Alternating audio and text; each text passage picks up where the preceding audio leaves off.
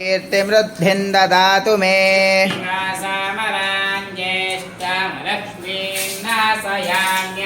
भूतिमसमृद्धिं च सर्वान् निर्नुद मे गृहात्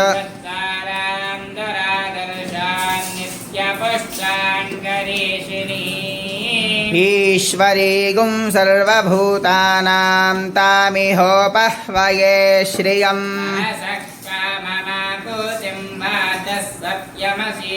पशूनागुं रूपमन्नस्य मयि श्रीश्रयतां यशः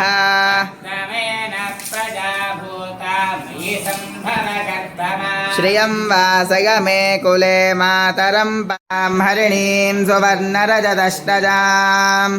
चन्द्रां हिरण्मयीं लक्ष्मीं जातवेद ममावह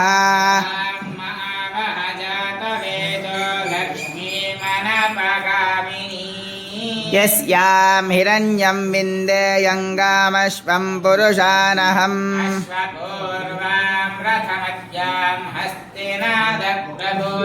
श्रियं देवीमुपह्वये श्रीर्मा देवी जुषताम्